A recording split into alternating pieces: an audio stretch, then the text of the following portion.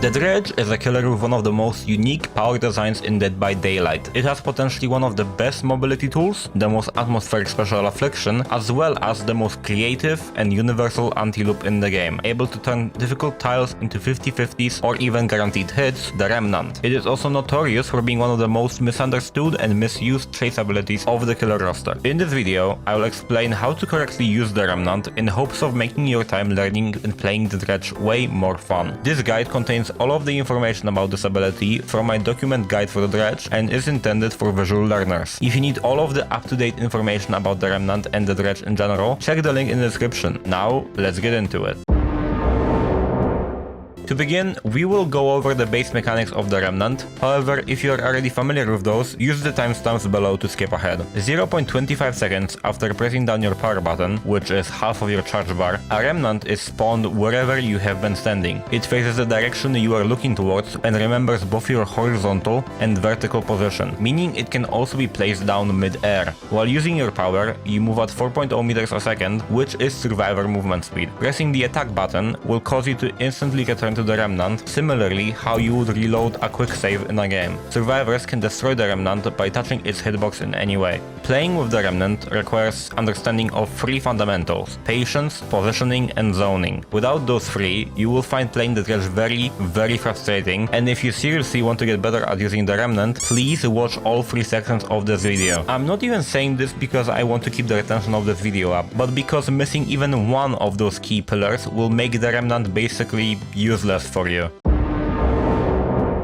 I think the easiest one to explain and get done first is patience. To use the Remnant correctly, especially in the learning stages, you should focus on tracking how a survivor behaves and reacting accordingly only when you consider it safe to commit to a teleport. Teleporting recklessly or playing too safe and missing the teleport window will end up extending your chase by a long while. Dredge is an incredibly punishing killer, since a misuse of the Remnant not only leaves you on a long cooldown, but also gives the survivor free distance. Knowing perfect moments to pop your power is a matter of practice, but overall you want to be more reactive than proactive in the learning stages of the character. Teleport only when you see a survivor commit to something, either holding W or to an interaction. You also want to focus on listening to where the survivor is by using footsteps and grunts of pain. React accordingly to when you can pinpoint their position through audio or lack of it. For example, if you do not hear a survivor when you reach the other side of a wall you saw them go behind, and you place your Remnant at the start of the wall, you can probably expect them to be closer to your Remnant. Besides that, you also want to recognize movement patterns of survivors. Notice if they often fake, hold W, or always commit to their interactions. We call those spacebar spammers. You also want to deny that information from the survivor side. Play without a pattern. Be unpredictable. Ideally, if that is possible, you want to do something different in every encounter with the same survivor to keep them on their toes. Eventually, with enough experience in playing safer Remnants, you can go ahead and start recalling movement patterns you learned while playing against survivors and take advantage of them. Gameplay against your ability will start blending together, which makes it predictable. On specific tiles, you can utilize that by using pre-TPs or even insta-TPs, which will cause survivors to run straight into you, catching them off guard. Again, remember to not use the same play all the time and use this small trick only when you gained enough experience to not embarrass yourself in front of the survivors. A very specific type of prediction teleport that is going to give you the biggest spike in power is a so-called peek, coined by me. Whenever a survivor is on a pallet, your Remnant is on one side of it within lunge range and you are on the other, you can improve your chances of winning the 50-50 by slightly nudging yourself into the pallet and then teleporting when you predict the survivor is going to drop the pallet. The most common switch outs I do after I successfully hit one are letting go of my power and swinging into the pallet, or teleporting before the survivor even makes it to the power in the first place. If you would like to try some loadout options to build muscle memory of how survivors react to your Remnant, I would recommend Thwack, Zanshin Tactics, Predator, I'm All Ears, and Follower's Cowl. Positioning is something that makes or breaks a Remnant play. You can have the most optimal Remnant spot possible, but you can completely ruin it by horrendously following it up, or in reverse, you can have the best pathing ever, but you will not get a hit if your Remnant is in fucking Tijuana. This fundamental is extremely case by case, and that's why the most common question I get after people read my guide is, where do I place my Remnants? So I will let in-game KMD show you it in practice. Take it away, in-game KMD. Hey, thank you, ScriptKMD. So, when it comes to positioning with the Remnant, you often do relate knowledge about positioning and how you should move to how zoning works, and it will be even more explained in the zoning section. But a lot of the patterns don't even like come to zoning, it's just mostly good movement patterns that you learn on Killer. So for example, if you have this kind of palette, when you want to play the Remnant, you want to place it like, I don't know, maybe here. So you deny the whole W away from here, but you also can swing right in the palette if you teleport to it, right? So like here, like here. So like if the survivor does happen to run this side and then runs here, you can just, you know, pop your teleport and you make it to them before they make the resource, or like you will be very, very close to them. And also, I think you should, most of the time, I'm not saying every time, but most of the time, what you should be doing when you play, after you place the Remnant, is when you place the Remnant, you want to not follow the direction that it's looking towards, because you will push them into your sideways look. Like if I TP to the Remnant now, I'll be looking this way, and I want to look this way. What you want to, and also it will just misposition me if I do follow this way, because then I give them the entire map, because they can just leave the tile, because I'm kind of slower, I'm still super speed, but I'm kind of slower, and I unzone them from the side of the map, which is way better to play because there's way more or less resources. Ignore the bots, please. You know, like there's a filler there, there's like a main here, but like there's not much strong resources here compared to the mid map, which is a big chain, high bots. So what you want to do here is to walk backwards, actually. Like I'm holding my S and D and A keys right now to move my position. You don't want to really use the W key a lot. You want to use the other directional keys to move. So yeah, this is a good movement pattern to remember. Here is a similar scenario. I just place it here and hold my A key and then my S keys. I don't really do something like that, because then if I reach here, I'm not only mispositioned, but they can also stun me out of power, which you do not want to get stunned ever on this character. You shouldn't be getting stunned on Dredge unless you intentionally want to do so. Yeah, and like in this scenario, like if they just pre-drop the pallet, they can call W, maybe make this window, but this should be a medium vault. There's no way they are making a fast vault here, because this is not an angle. Unless they have to like curve out and then go into the window like that, which is going to guarantee a hit anyway. So yeah, this target here is pretty similar, but like you want to place a Remnant like here, ideally, because then you will notice that there's no resources here. There's only this pallet here, and nobody's making anything here. So you want to place it here, because not only there's a pallet there, but you also not only circumvent the pallet because you're in swing range, but your swing range is also at the end of this rock. And if you just TP and you're not in swing range, you still have like 7 fucking meters away from the resource that you can catch up and get the hit. So you want to place your Remnants to the right or to the left of a resource, or like further from resource ideally. But preferably like this placement is the most optimal thing you can do on this type of pillar, because you both circumvent the pallet and the whole W from this direction, and they hold here, they don't really have anything. They also have this like Z-wall there, but like Z-walls are just, you know, you can do this and basically circumvent it if you just have patience and don't overreact. So for fillers, it should be it. Like let's just see this one too, just to give you more of an example. You can do this. This is too short for them to make anything if they hold W there. Like what do they have here? Actually, palette on the edge map and a window here, but they do not make this window here. Let's go to this insane setup, by the way. I think I'm gonna explain this before we go to the actual tiles.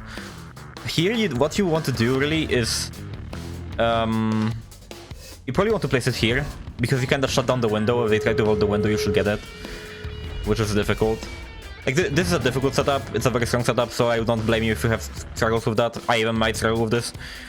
But like what I often do is like I do this and I replace my Remnant here, and they are kind of trapped here if they didn't send it to the window. And if they just want to send it to the window, then you can't really do anything, because you don't really have foresight if you want to use their power. Because like if you fold them here, it's a 50-50 if they drop it or not, and you know. So this is a difficult setup. Don't blame yourself if you do fail on these. Yeah, let me restart my game, because the bots are about to get out, and yeah, we'll do jungle gyms. Okay, so jungle gyms are often wise a lot more intimidating for people, and again, this will like work into what I'm about to say about zoning in the next section of this video.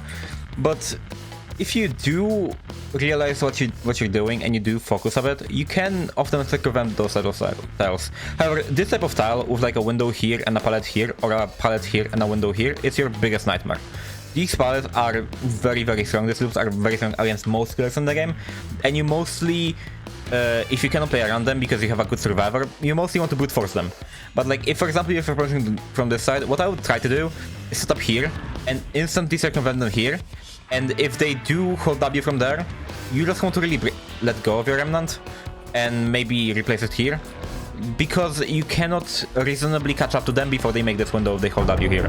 However, if they do pre-drop this pallet, you have enough time to curve this corner and look at them to notice what they're going to do. They physically cannot see you. They physically cannot get away with this pre-drop without you seeing them or hearing their action. Slow vaulting will not work because they will be slow enough for you to see them and teleport and hit them. If they fast vault, you will hear them, and that's mostly just a case of reaction time, just practice. So yeah, like, if they pre-drop, you mostly are getting a hit. If they hold W though, back here, you mostly just want to let go and replace it and force them off this tile. Remember, on Dredge, you often want to just force people off tiles too. You don't want to play everything because some things are just very strong and are very time consuming. So if you cannot play something, you want to force someone else, somewhere else. You can see there's only a filler here, there's a shack here, which is kind of concerning, but they do not make it before they get hit. If you have some, for example, something like this, if there's a window here, by the way, which is a possible spawn on Sapphire Pit, you probably want to just put a remnant between those and try to force them back into this side of the map, right there, with main and this type of palette. You really do not want to play double windows because it's gonna waste so much time. Can you guys, please? Thank you. But specifically, if this double window tile was not like that hard to play, you mostly want to do something like here and circumvent them from the other way. Like, it's a really simple setup. You just place it on one side and go the other. Remember to use your directional keys instead of W. And yeah, you pay attention to what's around you and you just play around what's around you. You really do not want to accidentally give them strong tiles. This is an Ormond tile. Ormond tiles are very fun in my experience to run. Oftentimes, for example, if you come from this way, you could do something like this, where you hold it until they come into the window or hold W to that. Most of the time they cannot make anything else here. However, they do have this strong setup here, so you want to play around it. And for example, if you like hold it, you see they're going there, you want to just drop it, place it back here. So if they circle back to this tile, you can cast them off guard with this remnant. And if they choose to keep going here, you can just drop it and then kill them right here. You can sandwich them over here, which again, Dredge is a really long time to kill oftentimes. You should expect that, and that's why Solonas are very good on them. But if they do choose to go there, you can TP back here and still get some kind of distance denial, maybe force them back here, and if not, then you have a filler. And fillers are very free hits, because again, you can just do this. Yeah, simple stuff. So again, you want to mostly force people on fillers if you do not know how to play a jungle gem right. Or you simply cannot get a hit on a jungle gem because the survivor is not good. But yeah, on a Ormond filler like that, I mostly do this type of stuff. And then go around here and then react to what the survivor does. So yeah, you want to min-max what lunge range you have. So for example, like if I place it here, I can both swing into the pallet and I can deny them if they want to hold W there. You really want to play around your lunge range.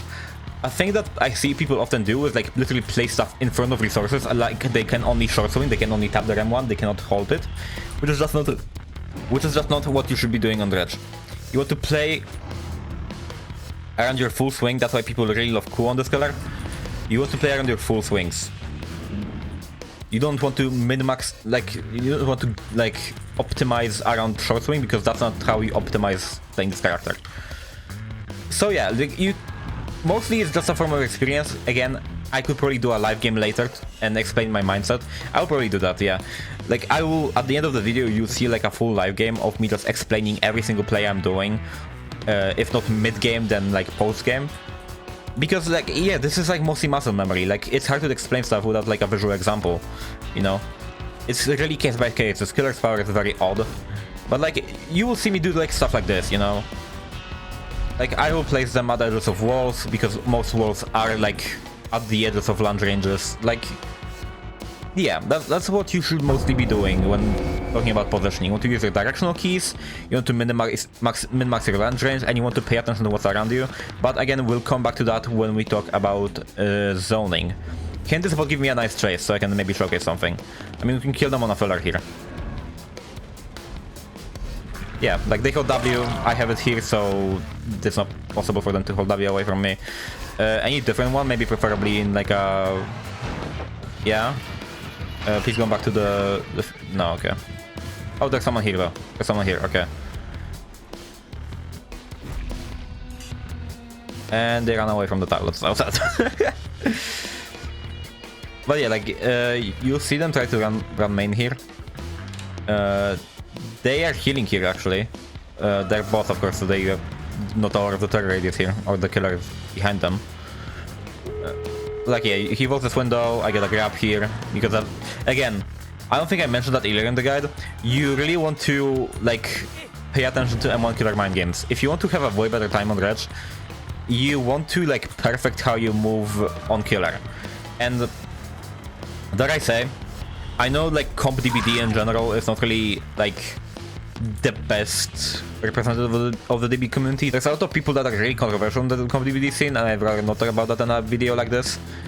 But even with that, like, watching competitive killers play really improved my M1 killer gameplay, because I just know movement better on killer in general. Like, I know how to mind game better.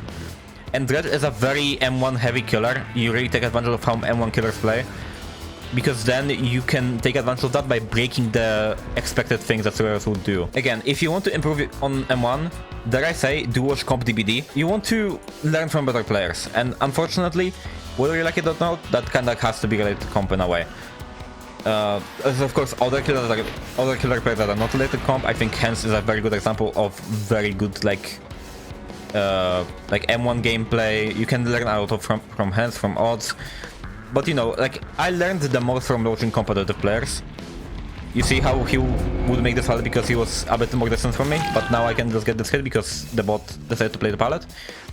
And if he goes here, then I just make it a hit, because he either votes back and gets hit, or he doesn't make anything because there's a window here and nothing else. But yeah, going back to what I was saying, watch competitive DBD players if you want to learn more about M1s.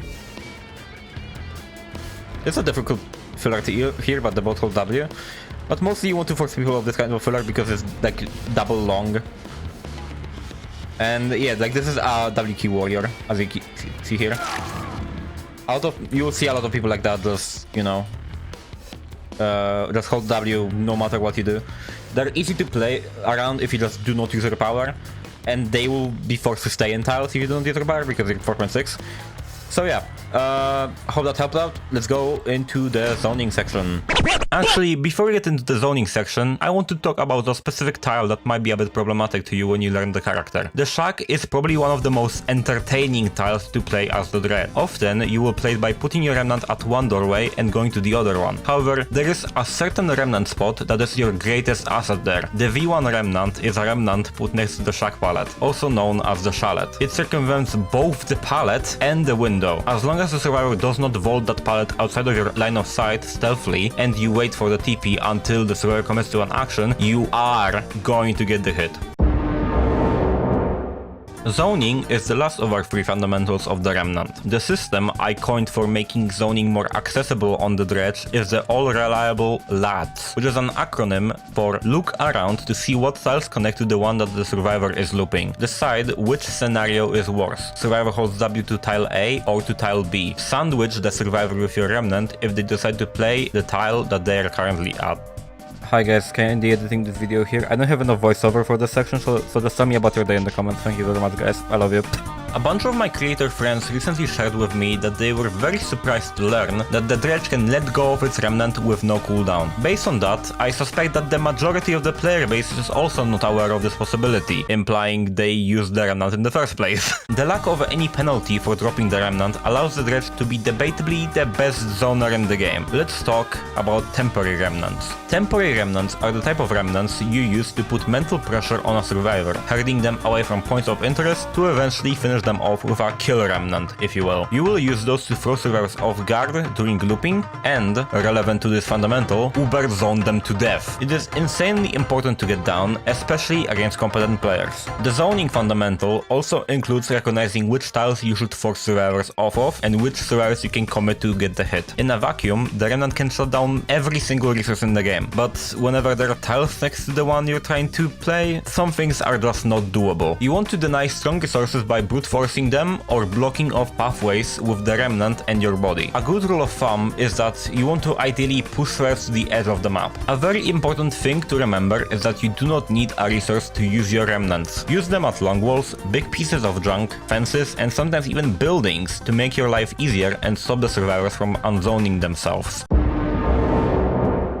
Now that we went through all of the fundamentals, let's explore some more gimmicky use cases for the Remnant. Trap Remnants are one of the funniest things you can do in Dead by Daylight as a whole. Hiding your Remnants behind walls near hook survivors or important vantage points like generators is a good macro strategy to gain some hits, or, in a more competitive settings, secure a tunnel out or hold a free gen. This strat is infamous for its synergy with two perks, Dragon's Grip and Make Your Choice. Trapped Remnants can also be utilized as bait for potential pickup rescuers. Just lead them away, hide the Remnant behind cover, and when they follow you back to get the save, teleport to claim your free hit. Teleporting to your Remnant during nightfall reveals all survivors within 60 meters, regardless of their state. That means that unlike lockers, crouching and down survivors are going to be seen by you. This strat is called scanning. For some final tips, make sure to flick your mouse when you place down the Remnant in a way that when you teleport, your camera will face the survivor or will be at least within 90 degrees of the survivor. On tall loops, it's helpful to put down your Remnant outside of line of sight. Try to track the survivor with your camera, especially through walls. And for the last of the final tips, I have something that I did not script but I thought of earlier today that I want to share with you. Pick yourself one specific day, like within a week, or if you don't have as much time, like 2 days in a month maybe. You do not want to win games on that day. You want to go into the games and come up with most creative ways to use your Remnant. Play around random pieces of junk. Place them in like very unconventional places that nobody would think of. Just do insane shit that nobody would do before you. You will find yourself having way more fun on this character if you do not try to win all the time, but try to express your skill with the ability. The Dredge is a killer that is not considered too skillful by a lot of people, so you can directly prove them wrong by giving yourself a day within a certain time frame to just showcase your skill, train your skill, and overall just have fun on the character. Give up yourself this idea of winning all the time for a single day and try to hit a nice fucking clip and show it to everyone onto the Roar Discord. Thank you very much. Now that we are finished with the scripted section on this video, enjoy an example match in which I explain my thought process when I use the Remnant. Okay, we get home field advantage. This map is pretty difficult for killer in general. One among killers do tend to struggle on Garden of Joy. However, I feel like the Dredge has some uniquely Dredge-sided loops, if you will, on this map, especially parking lot, which I feel might give me a bit of an upper hand here, but we'll see how it goes. We have someone actually going to parking lot first, thinking it's a strong loop. However, I can just place it here. They can hold W there because they get hit. And they have to play the 50-50 on the window here. I just can drop my Remnant to get the hit for free, because I'm too close to not get that hit. She is going to this jungle gym. Long or short wall. Holding W through it. That's fine. I'll also build distance here if possible, because I am kind of far away as I'm a one killer. And using my locker teleport here would probably just make her go back and maybe lose distance overall, and also put my power cooldown. I'm gonna swing into it, and I win the 50-50. Perfect. That's great, actually. Let's get our first painers here. This might also trigger DMS. I am trying to notice what my villain be. I think main, this corner and this mid-map gen might be a good contender.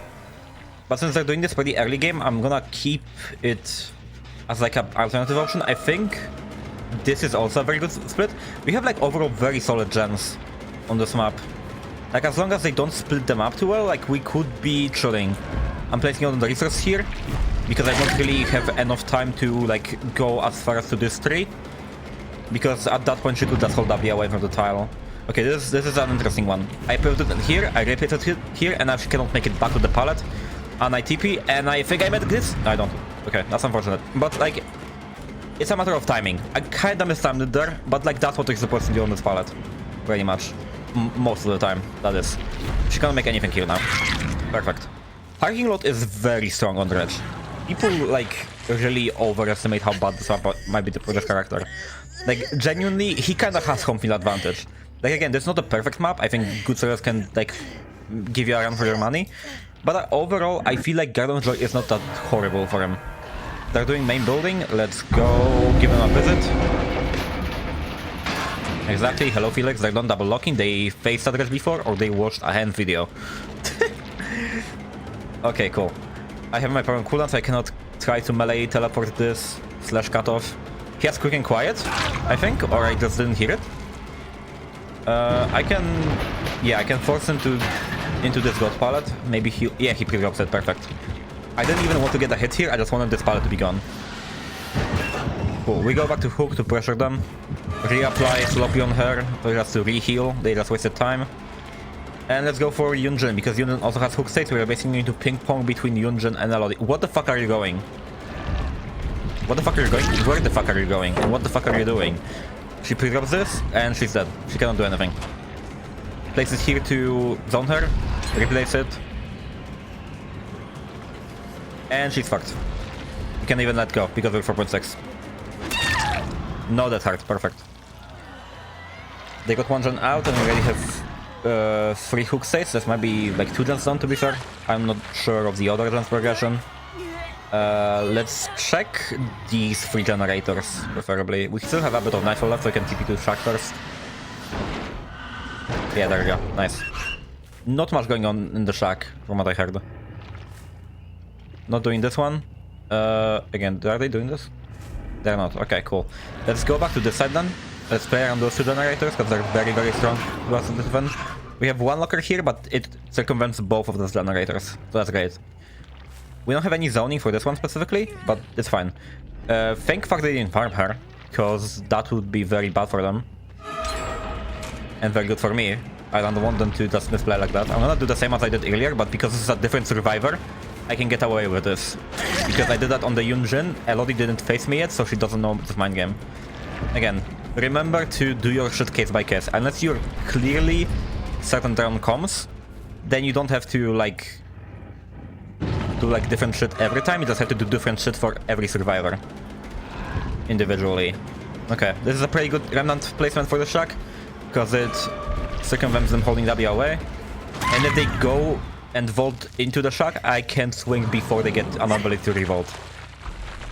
So yeah, the Shack is actually very, very strong for Dredge. If the placement and direction of it is very, very convenient. Like, Critical Yard in that sense might be a bit problematic, because the stuff connects to them often. Same with Father Campbell's Chapel, it always has a tile next to it, which is a very good chain. However, other Shacks are very, very good for you, overall. Because you can do so much random placements there. As long as you're not like just giving up an entire thing for them, you're fine. That doesn't actually kill them. That's crazy. Kill them? What am I saying? Hit them. Let's go back to Hook, because I'm not sure where Yunjin might have went. Why is the Death Hook survivor going for saves? I am very concerned. They're actually kind of throwing this game. Yeah, she's gonna hold this window, that's fine. Ellie's trying to take aggro of it, because she probably has like another talent perk. Let's place it here this time, and play it safe. She holds W away, that's fine, that's fine. Again, we want to just force her off this tile, because it's kind of 50-50 heavy. What is going on? Vault inside? Yep. Vault out. And we do the same as we did an LED, we do something like this. She doesn't know that she can make this Shack pallet and actually sum me out of power. Perfect. Okay, she don't have the H. Again, I just have to verify, because she might have just missed it earlier on. Okay. Now, what our gen split is this mid-map gen. And these 2. I think this was the best way to defend those 2. Defend the generators here, I would say. They're trying to split them up here though, that's so sad. Like, this will be that double jump up probably, no matter what I really do. However, I can get this LOD out of the game and then force a 2v1 and the game will be basically over. I also have a very nice setup here. However, they're doing this then, so I'm not too sure about it. We're gonna do something very risky. I'm gonna place it here. And because she vaulted it out of panic, she might go back inside the house. And it pays off.